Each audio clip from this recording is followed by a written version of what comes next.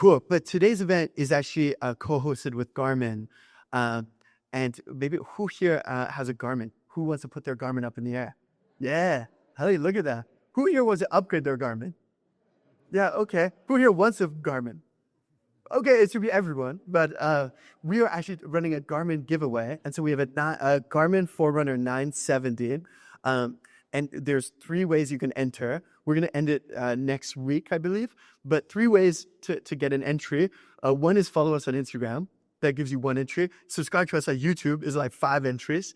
Yeah, Cheryl just deleted her Instagram, so sorry, you'll have to do the other 2. Or you could post about this event on LinkedIn, and that's like 20 entries. So if you guys want a really nice Garmin modeled here, you can follow that. But today we're talking with Jim Rooney, who is the original founder of Dyna Stream Innovations, which was later acquired by Garmin, and we're going to walk through that whole process. And so maybe I'll shut up and I'll call up Jim, and Jim, you can join us. Give it up for Jim, everyone. Mm-hmm. Whoa, Liz. Right. Thanks so much, Phil. To be part of it. Great to join. Careful of the water. Thank you so much for joining us. Jim, maybe a quick intro. Tell everyone who you are. What's going on? My name's Jim Rooney, and I guess I'm the managing director of Garmin Canada. We're located just down the road in Cochrane, Alberta. Amazing. And I love doing these fireside chats because I feel like every time I post them, people will come, they'll like pull me aside and be like, do you want to hear a really embarrassing story about the person you're interviewing? Oh, great. And that's what this year by this. Yeah, that's awesome. And so the first story I heard was that when you started Dyna Stream, you didn't used to be a runner. You would like push something out to production at like 4 a.m. and then just go for a run in your jeans, right? Yeah, I used to run in my jeans a lot. Kind of embarrassing. Kind of like when I was late tonight and I parked out on 9th Avenue. I ran the rest of the way here. I can do that. Yeah, that's awesome. And then the other one I heard, well, first of all, I also hear really cool stories as well. So Lucas in the house, when we actually were first doing this, I told this story last time we had Garmin, but Garmin, Lucas wasn't here. So now you're here, so it's embarrassing. But Lucas said he got in a motorcycle crash, and he said, Garmin saved my life.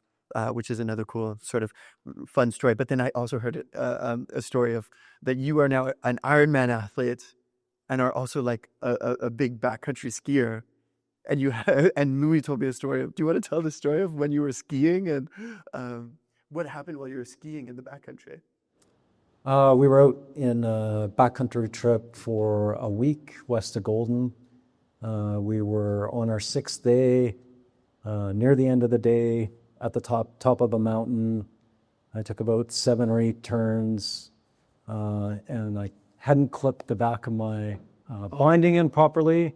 Yeah. And I basically hit some wind drift, did a face plant right into the tip of my ski, and thought, oh, that kind of felt a scratch on my face. And it wasn't until I got up that and everything was red in front of me that I realized I was in trouble. Yeah. And I was pretty fortunate because there were still 2 guys behind me and a bunch of people in front of me, and it was quite the effort to get me down off the mountain that day. So pretty thankful to Louis and everybody else who helped me get down safely that day and heli evac'd out to get stitched up. Yeah. And that's also why you wear a beard, right? You kind of a Joker scar. Yeah, I've never had a beard before, you know. I'm actually contemplating shaving it off in a couple of weeks here for Halloween, see what it really looks like, because I haven't actually seen it since I did it. So last time I shaved was 6 days before when I went into the backcountry. Wow, okay. That's awesome.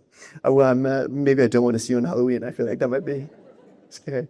For you guys, how I'm sort of thinking about structuring this is really just starting from the beginning. 1998 up until the acquisition. We'll talk about that. We'll talk about some of the products that you guys were launching, and then what that journey from 2006 to sort of now is, and then we're going to talk about the future of Garmin as well, just so you guys can follow along. But yeah, Jim, it's 1998. You're in your garage in Cochrane. What's going on? What's the point of inception look like in those early days? It's always hard when we tell this story, right? And you know, I said you said I was a founder, but I was one of several founders that started the company. I'm just the person who currently has the longest thread through all of this, right? And if you go back just a little bit before that scene in the garage, there was a professor at the A who had a wife who loved to run marathons, but you know, 27 plus years ago, if you wanted to go run and know how far and how fast you went, like how did you do it? There was no Google Maps. You couldn't look up a route and trace it out. There was no tools on Garmin. You couldn't put GPS on your wrist. I worked for a GPS company, and like we surveyed for them. We landed airplanes with them, but you didn't stick it on your wrist. Not back then. Yeah. So there just wasn't the technology around to do it.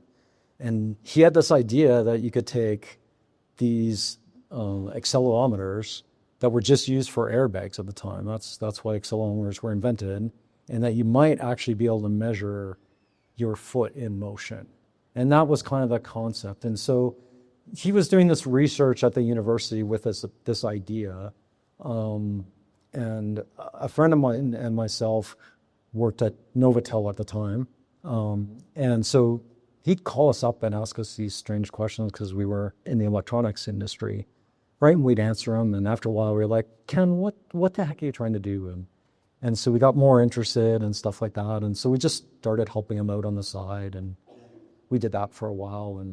And anyway, there's a whole period of time that went on. But kind of 1998 is when we got really serious about it, right? And we've gone along for a while. There's a whole nother story behind it that we can talk about some other day. Yeah. But So that's sort of like right. The folks you're talking to, what's that first product that you launched? You take this accelerometer, you use it to track running. What's the first product that you launched at that time?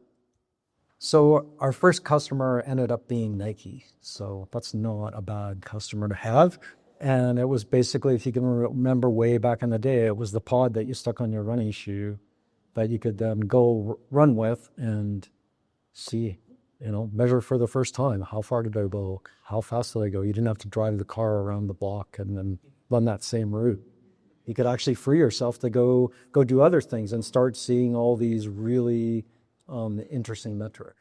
And so you also I remember when I was a kid, we would use like MapQuest. Like we would go on the computer and like print out directions and then like drive in a car, and like that's how we know where to go. But this is pre-MapQuest. Yeah. Yeah. There wasn't much of anything. Just slight sidebar, because everybody's in the tech industry. You know that little company called DigiKey? You guys, anybody use that? So back in those days, DigiKey had just started. It's one of the reasons you could start to break out and do that. But you know how thick the catalog was? Nobody gets it in catalog form anymore. The last one I saw was like a Yellow Pages phone book of the old days. When we started, it was like about this thin. It was like a little magazine, and that's how big the catalog was. Wow. Okay. And it's how much things transform. Yeah, really. And so walk me through. You take this accelerometer. Walk me through like what the actual product is, and how am I then going to access my running route? Like, how was I doing it back in it was like 1999, right, when you eventually launched this product? Yeah, the first product. So we started in earnest like the end of 98, early 99, right? And at that point, we didn't have a customer yet, right? It's like, ask my wife, is it okay if I quit my full-time paying job and go do this? Yeah, I know I started building a house somewhere, living in the basement, and upstairs is only half built and stuff like that, but it's okay if I take the next draw of the mortgage and put it into the company instead. So you look back on it, that was kind of a crazy thing to do. Yeah. But Yeah, so, we did all the engineering in my garage, right? We kind of took some time to finish part of it so that we could actually work in there. We were actually working to start with, and we just had those work lights, halogen work lights, and we just shone them off the ceiling and bounced it down because there was no lights. Yeah. Right? That's great. Power was just a big extension cord coming from the main panel out into the middle to plug things into, and that's where we worked by day and finished making the office by night. Okay, that's awesome. How long did it take you from 1999 to launching your first product? Because that's also a remarkable time frame, right? Yeah, so it was, so originally we just had the technology on the back of the running shoe with a wire running up into a fanny pack, right? To kind of prove out, could we make this work? But it's not in a very commercializable form, right? And you look even sillier when you're wearing jeans and running with wires on your back, and you'd have to sacrifice runners and drill holes in the back of your running shoe and add this thing. And it's like, well, that you can't commercialize. And you really figure out you can't commercialize that when you go to run down a set of stairs. You don't realize when you run downstairs, the back of your shoe misses the back by about this much, right? You shear the whole device right off the back of your shoe. It's like, oops. Anyway, so we had to figure out how do you move that technology onto the front of your running shoe, and there were some technical challenges to that. So we were trying to bring all these things together and build a prototype. And meanwhile, we had somebody going around trying to see if we could find a partner to sell this, right? Going to trade shows and stuff like that. And, if you're trying to get into somebody, like we eventually got Nike, and that was really exciting, but, right, like what a hard sell. Hey, I'm just this crazy startup out of a garage, and we got something you want to buy. Do you want to talk to us? Yeah. So it really took a lot of tenacity there. So we're doing that in parallel with building up the technology. And so it was basically early in 2000 when we actually, we got a working prototype. We got a chance to go down to Beaverton, Oregon, go to the main Nike campus, go talk to people there, go talk to one of the VPs there. And then I got a chance to go run with one of the VPs around the track there and show her how this thing worked. Wow. And that was pretty cool. I'll remember that for a long time. That is super. And so what was their original take when you were there with Nike? Like they saw what you presented. And first of all, just so it goes on the top of the shoe. And then just for everyone here, how was I then seeing like how long I ran? Yeah. So, I mean, obviously the eventual goal was to get the data from your foot. It's great. Okay. Now we can tell how fast you went 99% accurately. That's great if it's down there. We need to get it up to a watch. We knew we needed to do that. But back in the day, right, it's like there was polar heart rate strap. That was the technology, right? And so back in the day, they just had this big, huge coil that sat in the heart rate monitor, and it sent 1 5 kilohertz electromagnetic pulse every time your heart beat. So you basically were sending 1 bit of information for every heartbeat. That wasn't going to be enough to do what we needed. And its range was only about 1 meter. So that wasn't far enough either. So we had to figure out a technology that would actually do it. And it went through a bunch of different iterations, right? And when we went and demoed it for Nike, we had, let everybody remember a Palm Pilot? We had one of those that we strapped and put a receiver, board in the back of it and stuff like that plugged into the bottom, and that's how we would get our receive communication, right? But we could actually go and run and hold it, and it was wireless, and you could see what was going on and see your speed and distance, and that was really cool. And so Nike, I mean, that what an incredible story of like an MVP, like you rigged up Palm Pilot, and Nike looks at this and goes like, yeah, we'll buy this. Like, once you like commercialize it, figure it out, like, or actually put it into a final product, you would love to be your first customer. Yeah, that was, very exciting, right? But they kind of looked at us and went, okay, so this is amazing technology. We want to do this with you, but we're going to get somebody else to do the radio stuff because, we know we need your technology to do the speed and distance, but we can find somebody else to do all the radio stuff and, thing, because they had watch partners and stuff like that. And Okay. right. So it was great, but then we were going along and doing our part of the development and stuff like that and saying, okay, so what are you going to do? How are you going to do this? And they're like, yeah, we're going to use the 5 kHz EM stuff. We're going to extend it. And that's not going to work. Yeah. And I come from Novotel. We had lots of connections into the RF world and stuff like that. And so we started to work on it on the side because we were a startup and we started off as a self-funded startup. Yeah. Then we got a little bit of angel investment, but we didn't have a lot of cash, right? Yeah. And you're burning through it. And we had to launch a product, right? Or we weren't going to be in business anymore. Right. It probably wasn't going to hurt Nike too badly. Right. But yeah, it was going to hurt us. So we ended up figuring out a solution and coming out with one of the first products ever where you put communication inside your watch that could actually transmit real and receive real data.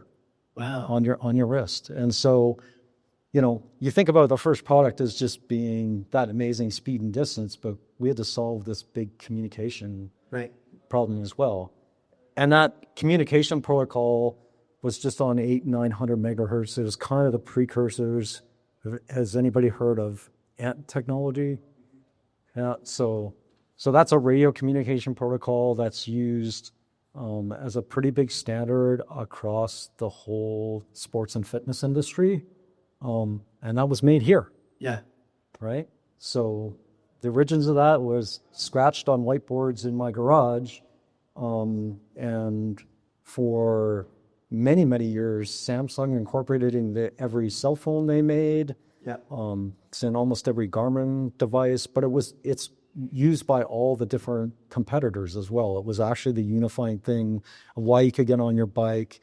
And you could take somebody else's power meter and put it on your bike, and all these different devices made by different companies, shifters by Shimano, all these things today.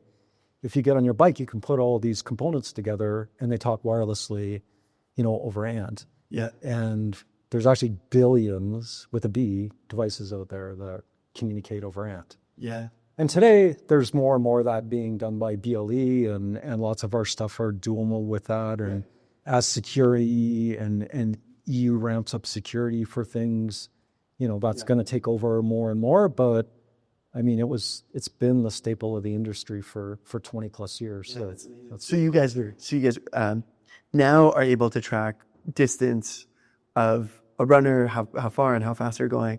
You're able to send signals using AMP protocol to a watch. I assume then all runners at the time are like, I need this right now. Let me buy this. Well, that's the really interesting thing. That's what you would think. But if you're ever starting up your own business, it's, you'd like, oh, we've got that. Nike's our biggest customer. Yeah. This will be easy. Right? Because anybody that used it loved it. But nobody knew it existed. Right? Nike was an awesome first customer, but when's the last time you actually saw Nike advertise a product? They advertise their brand and their swoosh, but they're not necessarily really great at advertising a new product that's never been out there. Right. So the biggest challenge was actually getting people to know that the product even existed. And that runners even needed this information, right? At the time, runners were like, why would I need to know how far it went? Yep. Which seems crazy to think about now. We're all runners are obsessed with it. But so that was an interesting problem back in the day. And we started off and we had a couple of year exclusive with Nike. Yeah. And we built several versions and kept evolving the product with them. And we did okay, but didn't blow the doors off anything. But it was really interesting because as we came out of our exclusivity period, then we got Cinto and Polar and we started OEM products for them, right? And if you fast forward, just for everyone, what's an OEM product? So original equipment manufacturer. So it means we made the technology inside and they branded the product. So at the time, Dyna Stream Innovations, we didn't sell our own product. We were the technology inside. Essentially like white label and technology, right? That's right. Yeah.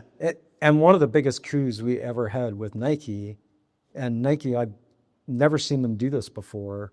It had all Nike's colors and Nike swoosh on the side. But if you turn the product over, we actually got them to let us put technology by Dyna Stream Innovations on the back of the product.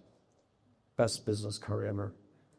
I bet, yeah. Right? I mean, it didn't sell us the most product, but it made us real. And when we went to talk to any other customer, it's like, they vetted us. They take our technology. Yeah. It worked really well. Worked really well, yeah. And so then you go to like Adidas and who are some of those other companies that then become a customer at the time? So yeah, if you fast forward a few years later, if you opened up a Running World magazine and they were like, what's the best technology out there? And then, there's the 4-page spread of all the different things. And it was really fun because we owned something for everybody in there, right? Whether it was Polar or Suto, Timex, Adidas. So they were all you, but it just like seemed like it was all these other companies. Yes. Yeah. We did the FootPod for a bunch of people. For some, we did the wireless communication. We started making heart rate monitor straps. We started making technology so you could connect all that back to your computer. And so we'd have, the FootPod was the common element, and then we started just stitching all these other pieces in. That's awesome. And tell me more through that journey into over the next few years. What else are you building? Because you got the heart rate monitor, but you're also getting into bikes as well. You guys are doing some stuff on bikes. Yeah, so we started making bike sensors, so just basic bike speed sensors, so you can see how fast your bike's going. We made cadence sensors. Over that time, we went from proprietary protocol that we made originally to that was the seeds to ant to actually making ant. Suunto was the first customer we partnered with that actually put it there. And then we layered on top of that something called Ant Plus that kind of, Ant's kind of the bottom layer of it, but Ant Plus is how you exchange data between everything. Right. And we launched our first Ant Plus product, I don't know, probably more than 20 years ago. And if you take that heart rate monitor today and any one of these watches, it still works. Yeah. Which is pretty cool. That's amazing. Yeah, it's around, can't remember exactly, it's a long time, but probably around 2004 or something like that. Garmin launched its first GPS product on the wrist. I hesitate to call it a watch. It was kind of like this big chunky thing that sat on your wrist. But again, it was groundbreaking at the time. Yeah. And so all of a sudden they became our biggest competitor for our technology in the business. And they hated you guys, right? Like they didn't want to. Well, we were kind of competitors. They were in there trying to take market share and stuff like that. And we were trying to talk to them, and they're like, "Well, we can't talk to you. Like you're a competitor." And it's like, yeah, but you need all this other technology, like all this connectivity to connect things together. And, we make better heart rate monitors than what you have access to through this other OEM. And so eventually we got to talk to them, and it's like, even the FootPod, it's like, well, if people really want to track their data and you go run inside, GPS doesn't tell you anything. It's pretty boring if you ever look at a GPS plot of you running on your treadmill. Right, yeah. Yeah, that's right. I've selected like outdoor run by accident on a treadmill run. Yeah. A lot of great data that you get from that. But tell me about walking them through like shifting that mindset from seeing you as a competitor to then integrating your technology into what they're doing. Yeah, so the more they talked with them, the more they were interested, and then we went and we did some OEM work for them as well, and all of a sudden they went from being our biggest competitor in the market to our biggest customer. Yeah. And when I say competitor, like through this whole time, that was really interesting because we talked in the early days about how the biggest barrier was just nobody knew the technology existed. Yeah. And for a very long time, every time a competitor came out, everybody's sales would go up because they'd advertise it and people would see it and go, oh, you can do that? Yeah. Cool. Right? Yeah. And then they'd start to use it and tell their friends, and like everybody's sales would continue to go up. So it was kind of that big heyday. Yeah, and that sounds. But I can't say it's still everything's still growing fast now too. So yeah, fun ride. Absolutely. The saying that we used to use at Neo when we would talk about like other fintechs would be like rising tides lift all boats. It sounds like very similar, right? When everyone's moving into this space. Yeah, absolutely. So talk me through then. So now Garmin, your biggest customer. What happens in 2006 when they go, you know what? Maybe we should be looking at acquiring these guys. Yeah, I mean that was a really interesting time too, and I don't know, it's not something we talk about too much, but anybody heard of patent trolls out there? So it was like in early 2006, we had a patent troll come start knocking on our customers' doors and say, hey, we think our technology that we had with Dyna Stream is violating your products. Wow.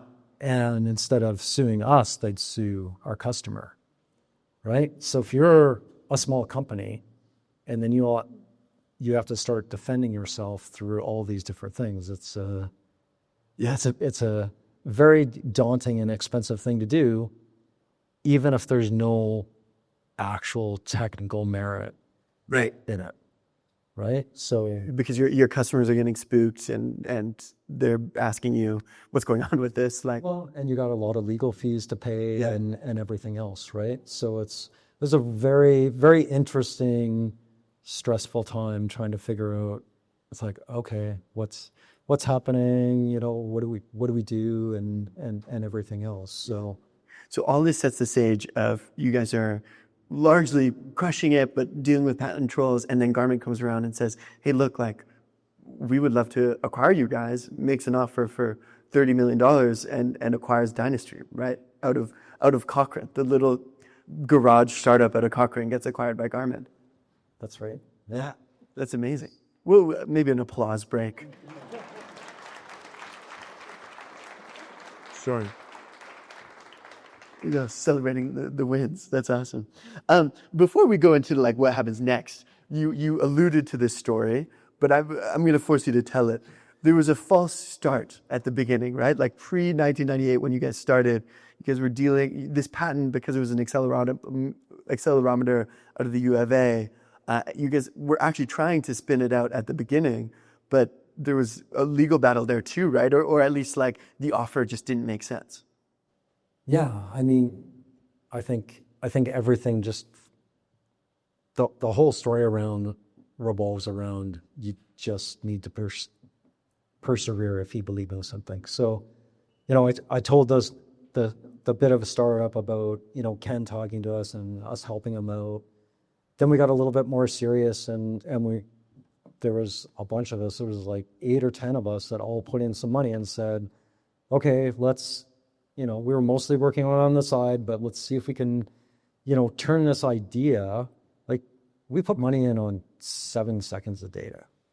Like that's how much data. And it's like, yeah, if I squint right, maybe that's going to turn into something. Yeah. Right. So we took it, and you know, we were in the technology field, so it's like, okay, how do we refine this? How do we take this idea and see if we can make it into a product? And we built it up into the point where I told you about, you know, the thing that went on the back. It wasn't this big, huge computer anymore. It was something you could actually put in a fanny pack. You could go out and run with it, you know, collect enough data and see how it really worked and prove to yourself that, yeah, this was going to work. And so after we kind of proved that it was going to work, we kind of went to the university and said, okay, you have this whole program where you're trying to incubate technology and seed it out into the marketplace. And they're like, yep, yeah, we want to work with you, no problem. So all we want is, I can't remember, it was either 25 or 30% of retail price as a royalty. And it's like, this is electronics industry. Don't you know how it works? So it's like, oh, we do all these drug patents all the time. So like, this is totally fine. And in the end, when we made the product from Nike, I'm just going to fast forward a bunch, right? We had to sell our product to Nike for 20% of what they sold it to you for, right? And we had to make it on that and pay our employees and everything else, right? So, and so it was just so far out of whack. And so we took the technology as far as we could. We tried to negotiate with the university, and we finally stopped, and it just went in limbo for a while. And then, I think December 2nd, 1998, we're like, okay, this is never going anywhere. Yeah. And we shut the company down. And then I think it was 3 weeks later, they had somebody else move into take a different role in the industry liaison office. And then they called us up and said, hey, we totally want to make this go. And they're totally reasonable about it. Yeah. And we started back up again. That's awesome. That's a great story of like, if you have a bad coworker or you're dealing with someone, like sometimes just wait, they might not last.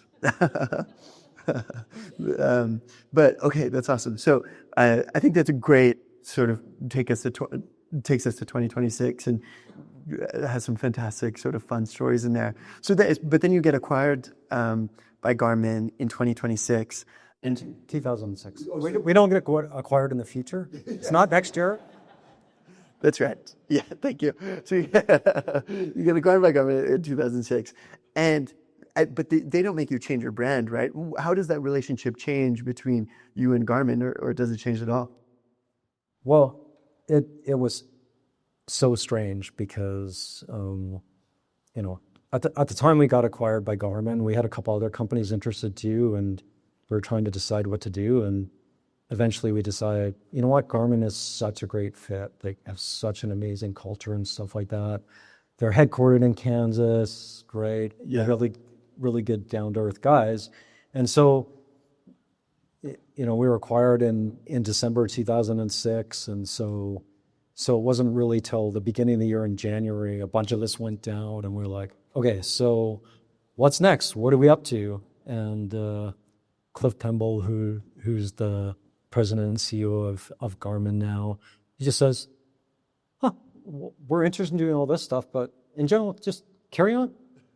We're like, carry on? Really? It's like, you're going to send somebody up? You're going to do whatever? It's like, no.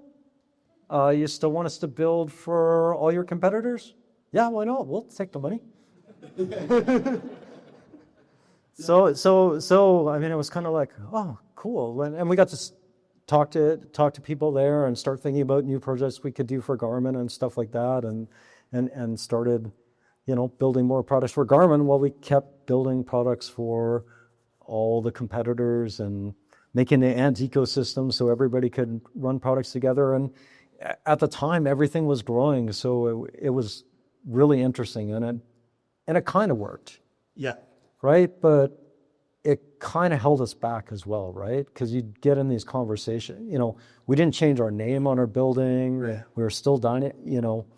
Our entity. Now we're called Garmin Canada, or sometimes they just call us Garmin Cochrane because we're in Cochrane. But we were Dyna Stream, so it's like you call somebody up or talk to somebody in Garmin, like, we can't talk to you. You're a different company. And it's like, no, we're Garmin, right? And that actually put up a lot of barriers inside to make things go. But I mean, we carried on that way for a long time, like almost more than a decade. Yeah. And you walk me through, what's the company size when you guys get acquired in 2006? In 2006, we were like just over 40 people, I think, and about half of that was engineering staff.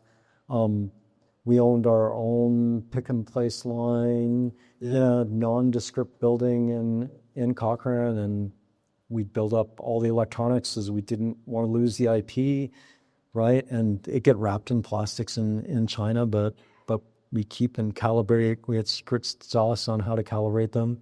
And we ship hundreds of thousands of units out of this little nondescript building in Cochrane that nobody ever really knew about. That's the coolest way to do it. As an Uber, that's like Uber's model too, I think, right? Uber never has a logo on their building, and yeah, very cool. And so during this time, when 2006 to the audience will be let in at why 2018 is a relevant year. But during this time, are you guys building? Are you guys like adding new products to the products that you guys had, or for the most part, just like updating the ones that you had already built? We continue to update the core products, but then we venture out and do things. We started working on our first bike power meter in that time and stuff like that. So that was pretty cool. And yeah, that's awesome. And that's like a lot of people would use that bike power today, right? That's right. Yeah. Yeah. To measure the watts. Yeah. Measure how much effort you put into the bike and see. Yeah, that's awesome. And then 2018 comes, and that's finally when you guys go, okay, we will finally we'll integrate. We'll be Garmin Canada now. So we finally changed. We changed the name on the front of the building, and we changed everything. Changed our incorporation. So we were finally Garmin and Garmin Canada. And was that sad? Were you like, oh, my baby? No, not by that point. It was way more. It was way past the time that we should have done that. And yeah, I don't know. I proud of what we've done, and I always think of all of Garmin Canada as my baby. I just don't know it anymore. So now you guys go from being about 40 folks when you guys are acquired, and now you guys are sitting at about an office of about 250 or so, 220. We're about 290 people now, and about 240 of those are full time. Yeah. Right, we got about 30 students with us right now. We have maybe more than that over the summertime, and a few contractors. But that's amazing. And what are the roles of Garmin? Like, what does Garmin Canada do for Garmin broadly? So, anyway, just to pull back for a second, right? So Garmin's a really big company, right? So I think we have 22,000 associates across the world. Over in 35 countries. We're really vertically integrated, right? So Garmin bucks the trend. We own our own production lines. So all the consumer electronics are built in Taiwan. So we have over 5,000 associates in Taiwan alone. Wow. There. We own manufacturing facilities, several in the U.S., a couple in Europe, one in China, right? Some of those for auto products, some of them for aviation product. Huge diverse list of products, right? We have 5 major segments: fitness, outdoor, marine, auto, and aviation. So that's kind of the context of the big machine. So I can tell you what the pieces that we work on, right? So traditionally, financially report up through to fitness. And we have 3 big engineering divisions, we call them. One is to make the products that we started, the business with. So we make heart rate monitors, speed and cadence sensors. We make power meters for your bike. We make, has anybody ever gone and ridden with our radar technology for your bike? If you ever ride a bike on a road, try it out. It's game-changing. When somebody first gave me a prototype of that, I went for a ride and said, I hope you never want that back, because you're never getting it back ever again. Because the radar tells you like who's behind you, right? Yeah, the radar tells you like who's coming up behind you and stuff like that. Yeah. If you're a road rider and you're ever out on the back roads where there's not that much traffic and no shoulders, it's really nice to know when somebody's coming up behind you. So that's awesome. It's game changing. So we get to build, all kinds of cool technologies like that on our products division. And we're a worldwide team, and we have some helping out, but we do 90+% of all Garmin's accessories that go into their fitness space is done out of our office, right? From mechanics to electronics to software to all that. We're responsible for that. And then Catherine was also just telling me about the lights at the back, right? You guys also designed and built the light at the back that senses your like temperature. Yep. So that's our second division. For those of you who don't have a Garmin, this guy. So, we work on the sensor technology block that's on the back there. So basically, we can shine light into your scan. We can measure what your heart rate is, what your heart rate variability is. We can see what your oxygen saturation looks like. We do a lot of the ECG technology that's in the watch, temperature measurements. So all those kind of sensing modalities, a lot of that happens in our office. So there are other sites involved worldwide on this. Garmin's a very global company, but a big chunk of that we own and own integrating all that technology and doing research in that space. So that's kind of our second big block of the three. Yeah, super cool. That's awesome. Yeah, and then the third one, goes back to that connectivity we talked about earlier. So if you look at Garmin's product lineup, and they have thousands of products, right? Most of those products are interconnected between things, whether it's up to your phone or between different sensors and stuff like that.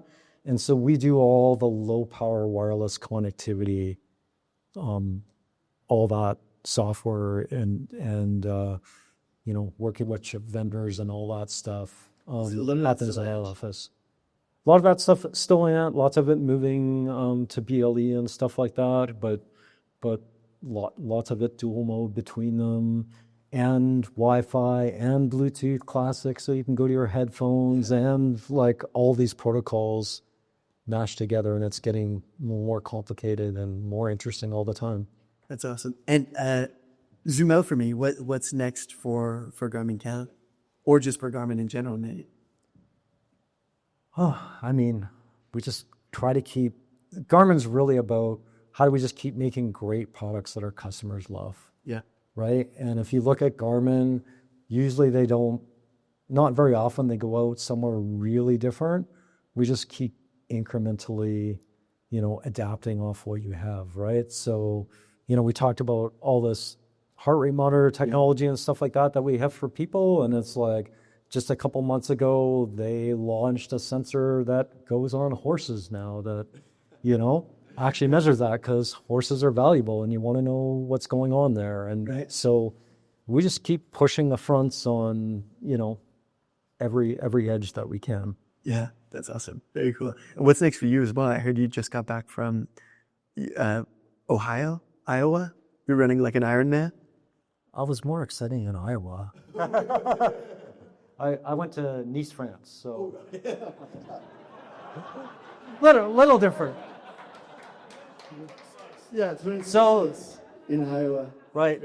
So back in 1998, 1999, I'd run on my jeans when I had to, right? It was like you're working at night and you go, okay, well, I made a fix. I hope that got it better. It's like, guess I'm going to go run around the block in my jeans. Oh, better write in the notebook, that one's off because I ran into a bar fight around the corner. So I guess that distance is off. Yeah. But I went from that, and when I stopped having to run because we had people to run, I decided I kind of liked it. And then we started making bike products, so I started biking more and to try that. And then we added swimming products to our portfolio, so I started to swim, and I was like, guess I better do a triathlon. Or now I've done 20 plus half Ironmans, 8 full Ironmans, and Nice was the Ironman World Championships. So you can go. Oh, she might be good. So Hiki guy in jeans can go from that to. Anyway, how'd you do? How'd you place? Could have done that. Could have done better, but I placed about 60% of the way through. So okay. Okay for an old guy. Yeah, I think pretty good for an old guy. Yeah, that's amazing. All right, give it up for Jim, everyone.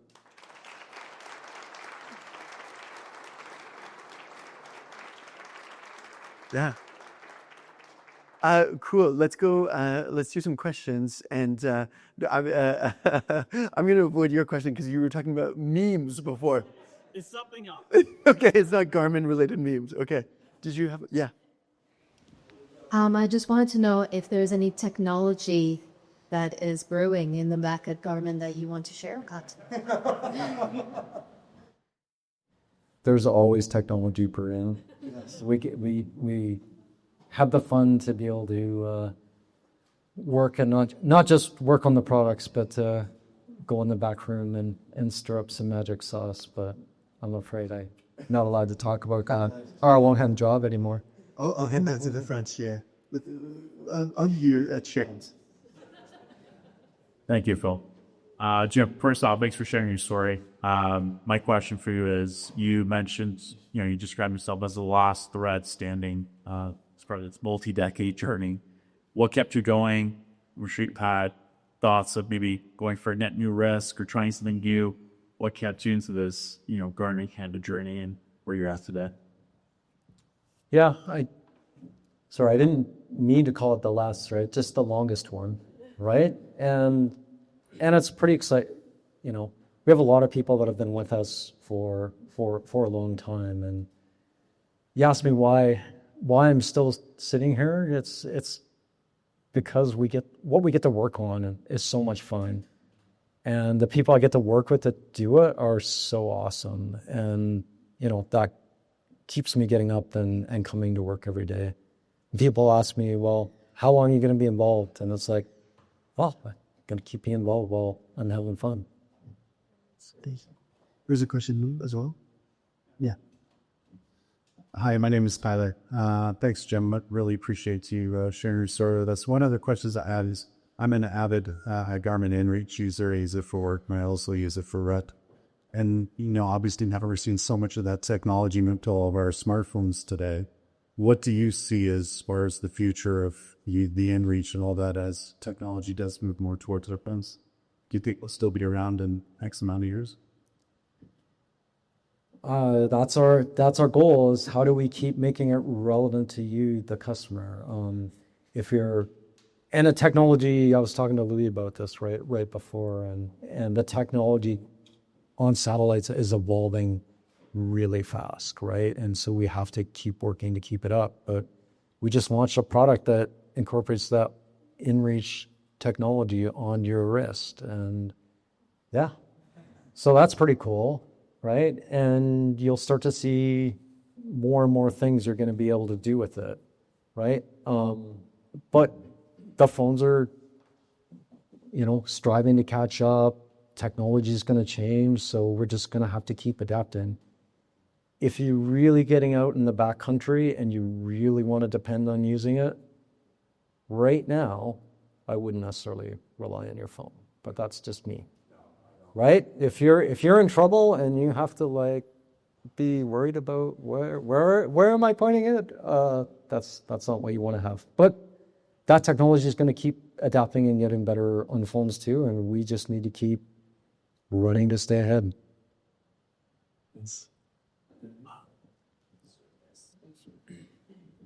Thank you so much, Jen.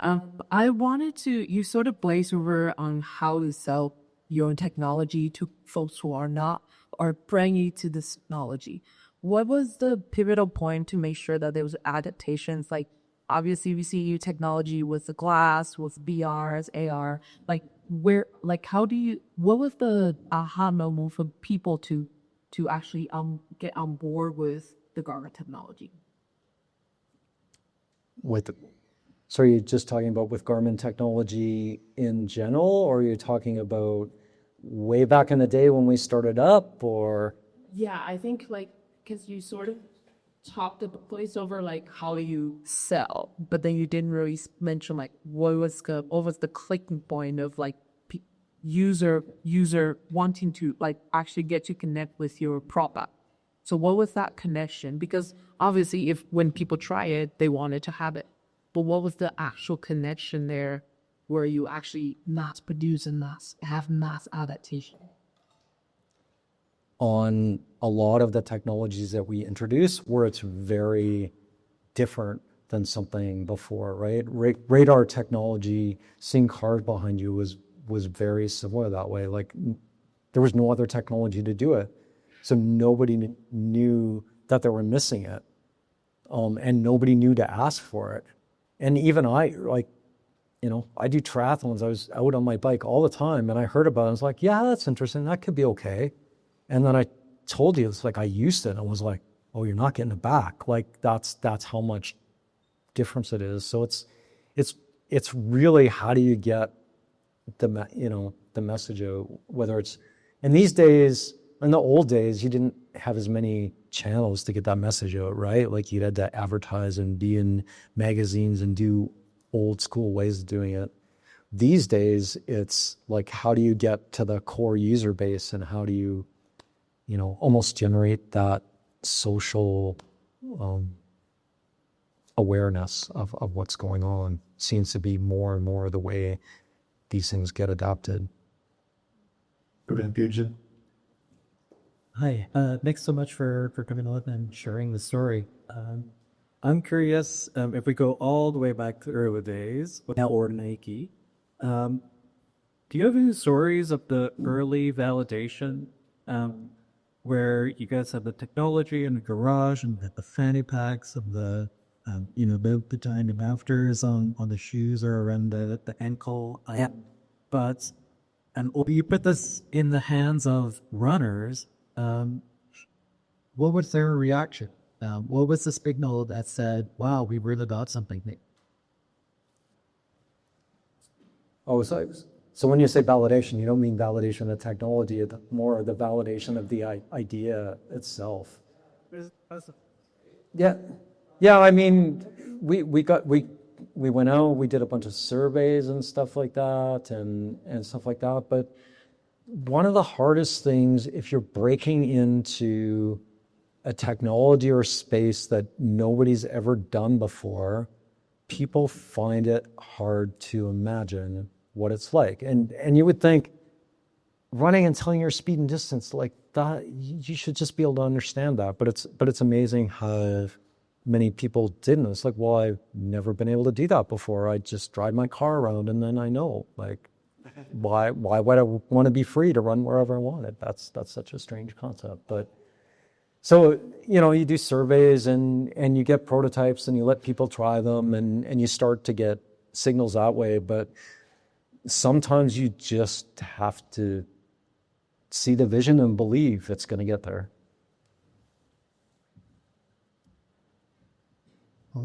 My question was, what was the most difficult thing about going from prototype to actual production and being able to manufacture the device that we're creating? Oh, that had so many challenges. Right? And I mean, we were building prototypes in my garage, but then, right, like we were a startup, so I mean, we were lucky because they're still around. Dynamic Source Manufacturing out of Calgary. They were our first partner. We didn't want to take the electronics offshore because we were worried about losing the technology and stuff like that. And I knew those guys from my Novotel days and stuff like that. So we were lucky to have a good partner there that was willing to help us. But then, right, like Nike made all their products in China. So when we had to integrate and work with like we made the board, but we didn't make the pod or the plastic. You can never afford to do that in Calgary. So we had to work with those guys, and I'd never done that before, and that's all the way in China. When we started there, they were just moving manufacturing from Hong Kong to China. That was brand new, and so the company we worked with, they had an engineering office in Hong Kong, and then you'd have to take an hour and a half or 2 hour journey into China through 3 checkpoints, and you'd have to walk across the border and no man's land and all kinds of stuff just to even get there. They've come a long way, but just very, culturally different, not hard to communicate, hard to get them to understand what to do, especially, the mechanics side was one thing, but especially starting to integrate the radio frequency stuff into a watch, right? I mean, great 30-second sidebar story is, you're trying to work with them and it's like there's power consumption issues, right? The battery's dying and stuff like that. And so, we're trying to work through it with them. And, finally I had to go and they drive me to the airport and I get out and I'm standing at the curb and they're like all proud and they're like, here, we gave you this to take back so that you can debug the power issue. And it's a little wooden board and it's got a watch stapled on it with a few wires coming out and one of those big voltmeters glued to the board, and those wires going out of there into this voltmeter, and they hand it to me and leave. And I'm sitting there with this in the airport, and I did take it with me on the airplane.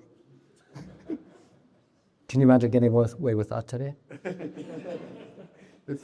Jim, we still have further fields, so I got one more question. Yeah, sure. Hey, Jim, my question ties to a previous one. You mentioned that around 2004, your watch looked like a big chunk on your forearm. What part of technology was most significant in reducing the size? Was it the battery, computing power, or radio wireless communication? Oh, that's a really good question. It's all those things and so many more, right? It's the display technology. It's where the size of the components were in the day, the size of the battery, but more like what the energy consumption of everything was, therefore requiring that battery. Garmin also, right, likes to adapt in small steps. So they basically took some like small handheld outdoor product they had and basically made some small modification to flip it around, add some strap to it and staple it to your wrist. So it wasn't really purpose built from the ground up to do that either. But it was a good first step into the market. Hi. Hello. Here. May I talk to? So I have a question, like, how do you identify what people need? And, for example, like at first you wanted to make something for learners, but they didn't have it at home. So you wanted to tell them you actually need it in the future. So it's good for you. Let's buy it, right? So I want to ask, how do you make that? And also my second question is like, how do you choose the components? Because you need the accuracy and you need the power of chip pumps and everything. So, I mean, finding the right, the right product that you can do for something somebody wants, that's always, that there's going to be a market for, that's always the magic thing, right? And it's hard because you can, we can all talk about products that, people would love to have, but the technology is not there. Or there's lots of things that have technology that you can make a product, but nobody would actually really want to buy that. So the hard part is it's not very often one person can know what that combination is. So how do you have a small group of people that can figure out what that magic culmination is and what the next thing you can step into? Cool, we actually more one here and one over here. Jim, thank you so much. While you're talking, I'm texting Kip and Victoria.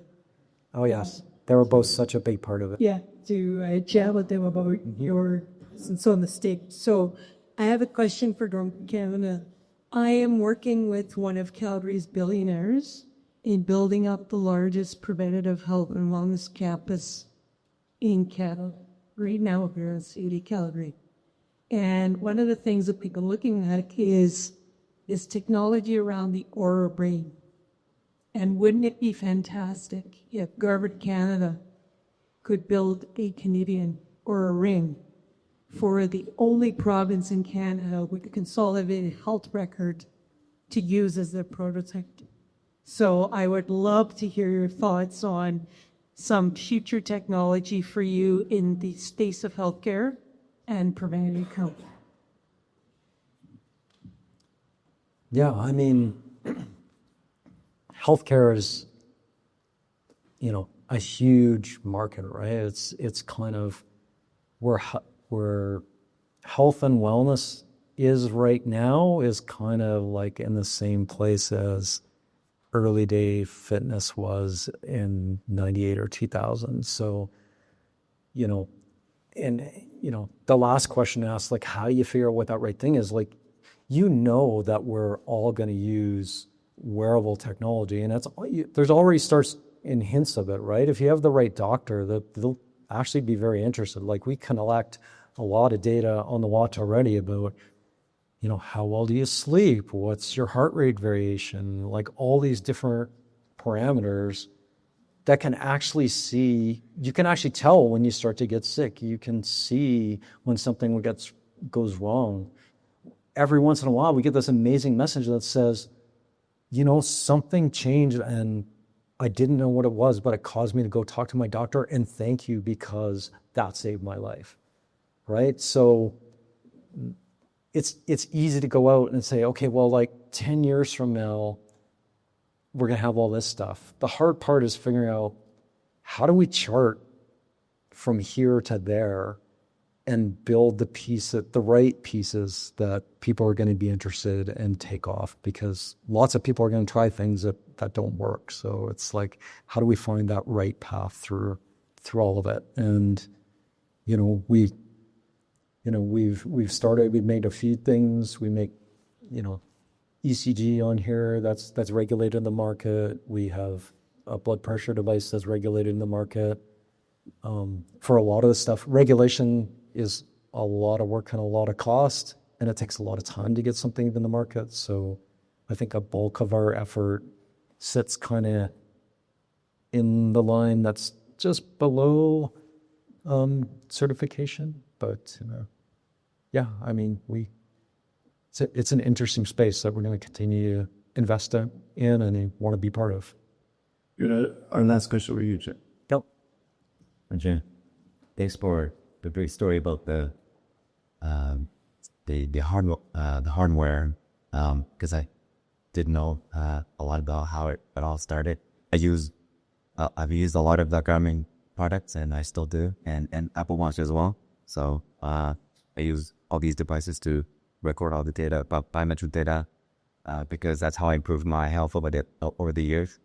And I wanted to ask you about the software aspect of the product, because the previous question was a perfect context for what I'm really interested in, the